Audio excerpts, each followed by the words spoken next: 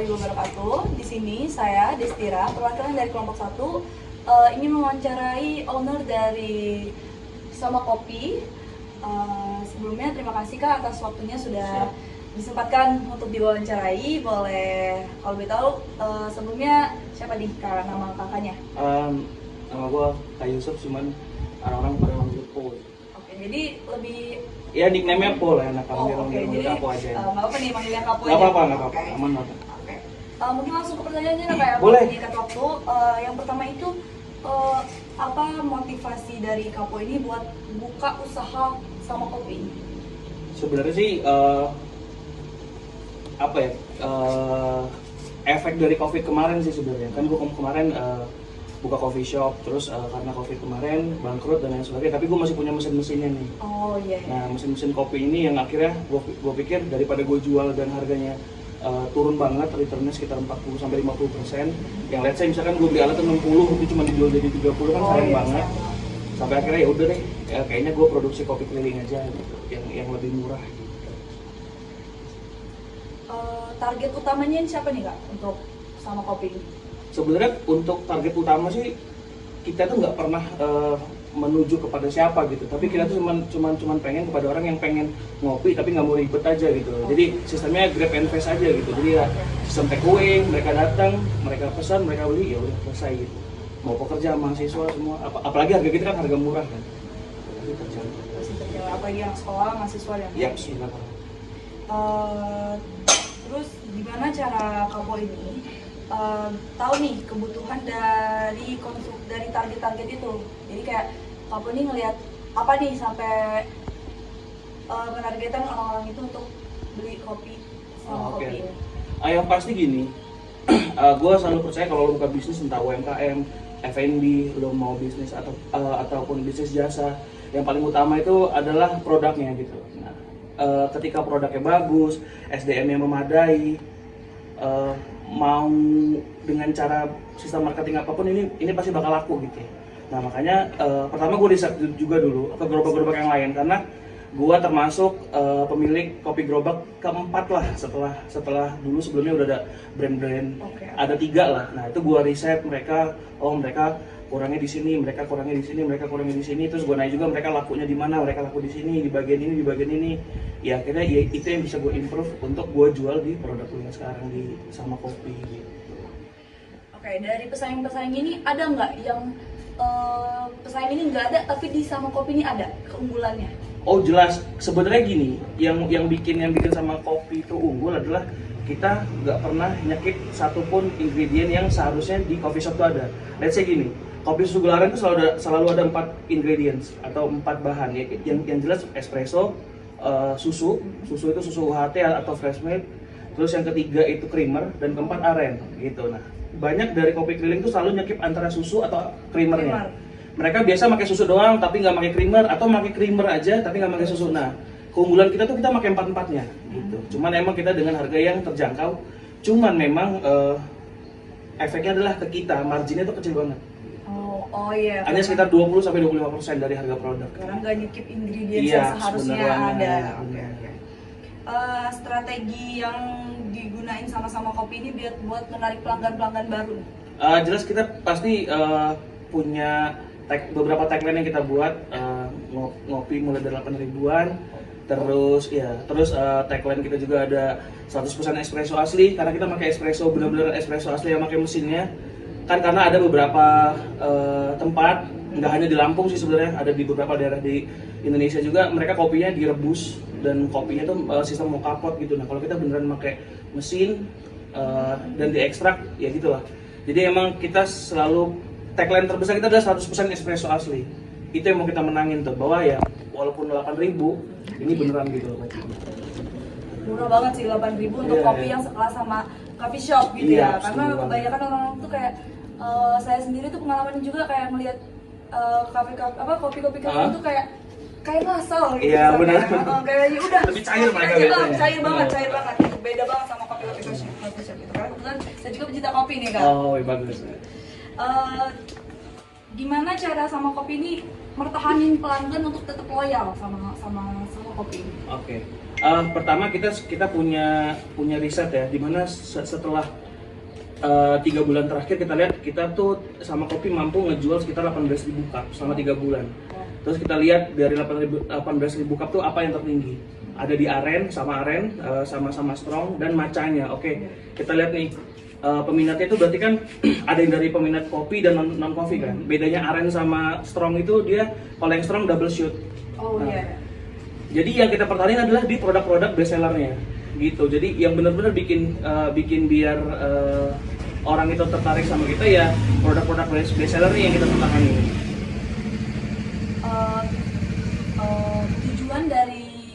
Tujuan pemasaran utama yang ingin dicapai 1 tahun ke depan. Wah, ini lumayan berat ya pertanyaannya. 1 tahun ke depan ya, 1 tahun ke depan. Sebenarnya sama kopi ini sekarang ini lagi diproses untuk mematenkan SDM, yang dimana menurut gua sebagai owner sama kopi, percuma nih gua marketing gede-gedean tapi SDM gua nggak mumpuni. Let's say gini misalkan, gua marketing gede-gedean nih, gua undang semua influencer yang ada di Lampung yang bisa mempengaruhi dan lain sebagainya, terus tiba-tiba viral, tapi ternyata produk gua nggak bisa diterima di masyarakat. Ujungnya jadi bom waktu kan, yang dimana marketingnya udah gede-gedean, produknya nggak siap, SDM anak-anaknya juga nggak siap, ujungnya hancur. Nah, kalau untuk sekarang, kalau dibilang untuk 1 tahun ke depan, yang pasti untuk 3-6 bulan ke depan tuh gue mau fokusin di SDM-nya dulu. Bagaimana produknya ini rasanya konsisten, produknya ini dari supplier juga ngirimnya nggak telat-telat dan lain sebagainya. Nah, ini yang mau gue rapihin dulu, baru kemudian marketing. Tapi kalau untuk ditanya untuk setahun ke depan, mungkin kita akan lebih banyak campaign ke acara-acara sih, yang dimana kayak ya lokal fest ataupun apa, yang punya festival anak-anak kuliah juga bisa, terus festival kecil-kecilan itu kita bisa jadi support mereka lah. Sama kopi ini seberapa sering sama kopi ini tuh uji coba buat ide baru nih Kak? Terus kayak apa proses penentu ide tersebut ada gitu. Jadi kayak selain bestsellernya itu pernah nggak nih sama kopi ini buat ide-ide produk baru? Kalau untuk produk baru kan kita ini sekarang baru berjalan mau 1 tahun ya, jadi belum ada 1 tahun. Cuman kita kemarin improve di kopi. Jadi gini, kemarin itu setelah kita ngeluarin varian sama strong, banyak orang suka, cuman banyak masukan untuk kayaknya kalau kopinya lebih tebel, kopinya lebih bold, kita lebih suka deh. Nah, improve itu yang kita selalu lakukan gitu. Termasuk kita tuh punya panggilan ke teman-teman pembeli sama kopi itu teman sama namanya. Nah, biasanya masukan dari mereka lewat DM, komen Instagram, komen di TikTok dan lain sebagainya. Itu sih yang jadi pemacu kita. Kayak misalkan, Kak, ada ini dong, Kak, ada ini dong, Kak, ada ini dong. Nah, itu sih yang biasanya kita buat. Termasuk dari riset ya, gerobak lain nih apa nih yang best seller? Oh ternyata gerobak lain nih yang butterscotch-nya lebih sering best seller, terus karamel lebih best seller. Nah itu yang jadi patokan kita untuk kayaknya oke, kita harus improve produk baru deh untuk kita jadi gerobak kita gitu. Baik lagi nih Kak, dengan pertanyaan yang sebelumnya yang sudah Kakak jawab dari kalau sama kopi ini nggak pernah skip ingredients gitu kan. Jadi gimana tuh cara nentuin harganya, terus apakah disesuaikan dengan target pasar atau ada hal lain? Oke, sebenarnya agak tricky sih. Kalau kita patokannya adalah pembisnis asli ya, biasanya mereka tuh selalu ngebuat namanya, misalkan nih kalau kalian tuh beli apa ya, biasanya let's say misalkan kalian biasa beli jilbab gitu. Jilbab tuh harga 20.000, 25.000 atau bahkan 40.000. Itu tuh pasti HPP-nya tadi yang termasuk tuh HPP itu maksimal banget di 35% dari harga jual. Atau kayak misalkan beli nasi goreng 10.000, biasanya itu HPP itu cuma 3.500 gitu. Dan keuntungannya tuh sekitar 6.500 kan. Artinya punya keuntungan 65%. Nah, kalau di sama kopi ini enggak. Sebenarnya sama kopi ini yang dijual gengsi ownernya aja gitu loh. Karena selain memang gue juga pembisnis, gue punya bisnis lain kan, ada photobooth, ada agensi buku tahunan juga, terus ada agensi untuk pegang sosial media, SMM lah, social media management, sama gue termasuk co-founder dari Lampung Area. Lampung Area itu media. Oh iya, Lampung Area. Nah, karena di setiap bisnis yang gue pegang tuh gue selalu nongolin muka gue, jadi kayak sama kopi ini gue bikin juga sebagai branding gue gitu. Jadi kayak kalau gue ngejar keuntungan, ya mau nggak mau nanti produknya pasti nggak bakal enak gitu. Nah makanya karena gue ngincernya adalah rasanya enak, karena di balik itu ada branding gue, ya gue tuh cuman return cuma sekitar 20-35% keuntungan. gitu. Dan itu kecil banget. Bahkan di harga yang 8.000 itu keuntungan untuk sama kopi itu di 920 perak. Wow. Karena Kecil itu banget. masuk murah banget, saya Iya, kaget kecil banget banget. kalau 8.000 Iya, gitu dengan bener. nggak pernah skip ingredients gitu. Iya. Dengan harga segitu nih Kak, pernah nggak nih sama kopi ini ngasih promo harga? Terus kalau emang pernah, apa tuh dampak terbesar dari ngasih promosi? Kalau untuk promo harga sih kayaknya udah nggak perlu lagi deh ya, karena kan harga Iya, udah bener 8.000 banget sih, kan. bener sih, harus Paling gitu sama ya. kopi itu ngelakuin bundling, Oh, kayak iya, bundling, tapi bundling. biasanya di e-commerce untuk di Shopee Food sama GoFood. GoFood. Nah, Oh, untuk- udah ada di udah ada. e-commerce. Oh, wow. Kita udah ada itu. Nah, makanya termasuk salah satu yang mendulang penjualan kita adalah dengan cara e-commerce kan. Karena e-commerce mereka kan nge-up harga sekitar 20%, 15-20% kan dari harga asli. Let's say kalau harga 10.000, kita harus nulis harga tuh di sekitar 13-14.000. Karena nanti ada potongan A, B, C, D dan Iya, bener-bener sebagainya. dari sananya. Nah, makanya promo yang kita buat tuh biasanya di e-commerce kita, di Shopee sama di GoFood-nya gitu. Lalu apakah lokasi itu jadi faktor penting nih Oke. dalam menarik pelanggan? Kalau lokasi jelas sangat menjadi hal yang penting ya, karena kalau dalam dunia bisnis apalagi bahasanya tuh UMKM lah, kita selalu ngebagi jalan tuh menjadi 3 bagian gitu. Pertama jalan utama yang dimana kalau orang jalannya udah lebih dari 3 itu tuh nggak akan sangat nggak efektif untuk berdagang kecil-kecilan di pinggir jalan tuh, itu tuh sangat nggak efektif. Kayak di Jalan Ahmad Yani depan Fore, itu tuh hal yang nggak sangat efektif kalau jualan kecil-kecilan Iya, di benar. situ gitu. Kalaupun ada yang beli, hanya orang yang mau mampir ke sana Benar. dan yang udah tahu brandnya. Tapi jarang banget orang kayak lagi jalan mampir lah. Itu jarang banget karena biasanya di ron jalan yang 3-4 mobil bisa lewat itu, mereka percepatannya lebih cepat untuk jalan, makanya mereka lebih nggak bakal bisa berhenti lah.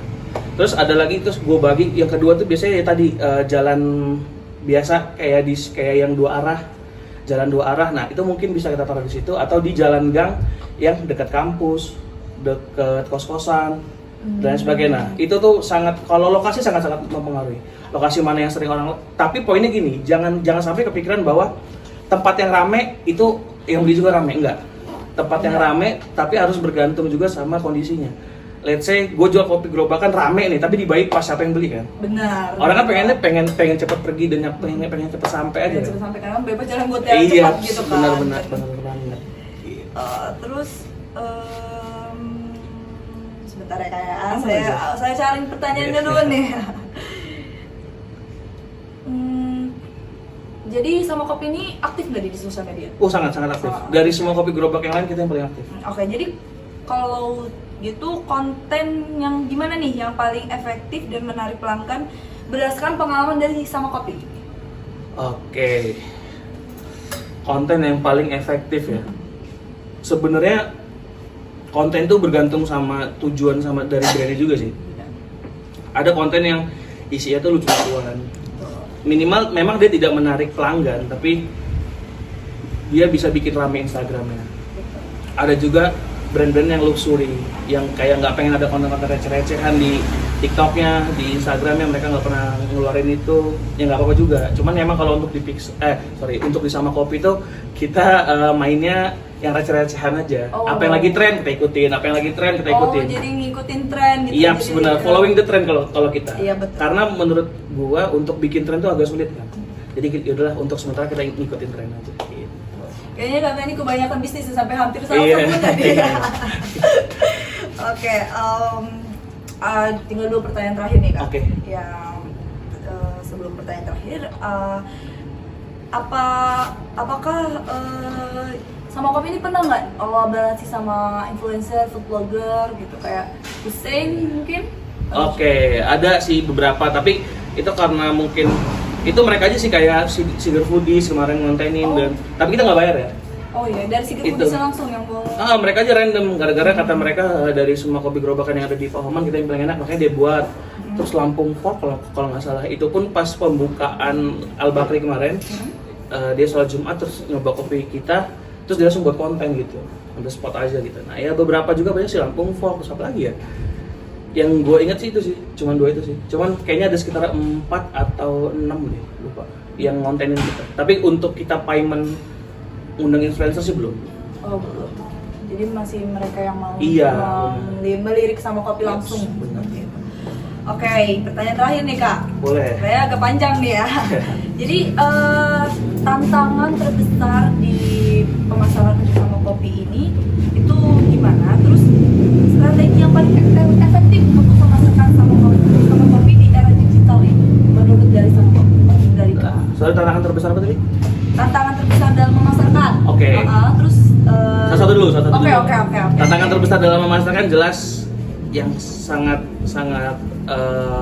berpengaruh itu tetap cuaca gitu. Kita nggak usah bohong. Kayak kita keluar, mereka mulai jualan jam 10, jam 9, jam 11 hujan. Itu tuh pasti mempengaruhi penjualan tuh hari itu ya, pasti. Jadi memang faktor itu jelas hujan. Terus kedua kualitas. Nah, kopi kalau udah campur susu, udah campur creamer, udah campur aren itu maksimal hanya sekitar 12 sampai 15 jam bertahan. Iya benar. Jadi kita benar-benar harus ngejar itu tuh untuk tidak sisa dan tidak basi gitu. Nah, makanya dengan cara kita bikin box yang cool boxnya tuh kita sebor terus es batunya gitu. Makanya kalau untuk bagaimana solusinya ya tadi lah kita pasti nge-branding di sosmed jelas. Terus by ini juga sih, by relasi juga. Kita masukin ke kantor-kantor kejaksaan kemarin, ke kantor Pemkat Lampung Timur kemarin. Terus kita juga kemarin dipesan sama wakil gubernur, sama Bu Jihan untuk acara pengajian di PKB, pengajian di internal keluarganya, terus juga kemarin pengajian di rumah dinas juga. Nah, itu sih yang sebenarnya kita kejar untuk sekarang ya, karena menurut kita untuk yang di lapangan itu lagi satel-satelnya nih, lagi enak-enaknya nih. Cuma emang terkendala kalau hujan aja kerasa. Hujan, karena apalagi musim hujan Benar, ya. Desember ini. Lanjutan pertanyaan tadi, jadi strategi apa nih yang paling efektif untuk memasarkan sama kopi di era digital? Yang jelas kita tuh kalau di kita ya, kita tetap tadi nyemplung tuh ke TikTok, kita nyemplung ke Instagram. Dan yang paling penting tuh kita lagi sekarang mulai ya, untuk di sebulan terakhir ini kita mulai nge-live di Gerobak. Gitu. Oh iya, oke, I see. Kita mulai nge-live di Gerobak, kita jualan kopi dan lain sebagainya, interaktif aja, nggak harus ada orang yang tiba-tiba datang beli juga, nggak harus, tapi itu cara kita mempertahankan bahwa oh kita tuh ada loh di Bandar Lampung, kita tuh jualan loh di sini, karena mungkin kita tuh hanya ngeposting 15 video dalam 1 bulan, artinya setiap 2 hari sekali kita posting terus, gitu kan, tapi nggak semua orang lewat beranda kan, tapi kalau tiap hari nge-live segala macam, tapi ada aja nanti yang ngeliat, walaupun dia nggak masuk live kita, dia tahu oh ini sama kopi, Nah, yang sekarang banget lagi kita kejar ada di live biasanya. Kita nge-live di jalan, bener-bener di booth, di street, kadangan di Telkom, kadangan di Pahoman, kadangan di Itera, kadangan di mana satu lagi, lupa lagi satu. Oh di CP. Gitu. Kalau boleh tahu udah berapa titik nih kopi sama kopi? Bulan pertama kita cuma 2 titik, di bulan kedua kita 5 titik, ini masuk bulan ke-5, kita sekarang ada 8 titik? 8 gerobak. Oke. Udah nggak, itu aja nih pertanyaannya. Oke. Makasih banget udah nyempetin waktunya untuk diwawancarai dengan pertanyaan yang banyak banget ini. Mungkin agak bikin pusing. Yep. Oke. Sekian wawancara saya dengan owner dari Sama Kopi, Kapo. Saya akhiri, wassalamualaikum warahmatullahi wabarakatuh. Jangan lupa cobain Sama Kopi.